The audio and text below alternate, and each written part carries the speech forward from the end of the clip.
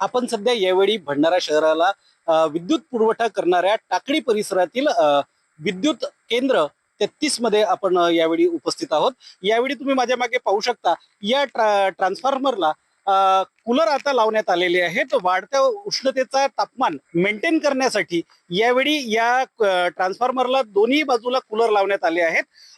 या ठिकाणी मोठ्या प्रमाणावर आपण पाहू शकतो, सर्व जनरेटर्स जे आहेत त्यांच्या आजूबाजूला कूलर लावून यांचं तापमान राखण्याचं काम यावेळी करण्यात येत आहे। इतक्या भीषण गर्मीमध्ये आपला भंडारा शहरात उष्णता वाढली आहे आणि उष्णता वाढली असताना आपला जो वीज ग्राहक आहे हे कूलर आणि एसीचा वापर जास्त करत असल्यामुळे, सोबत पंखे चालू असल्यामुळे आणि दिवसादिवस विजेचा भार वाढत असल्यामुळे आपले हे जे ट्रान्सफॉर्मर आहेत हे 33/11 चे आहे। दोन्ही ट्रान्सफॉर्मरला 220 केव्ही सनप्लेग आणि 132 केव्ही कार्बन सप्लाय येत असल्यामुळे जे दोन्ही ट्रान्सफॉर्मर आहेत ते 33/11 चे आहेत।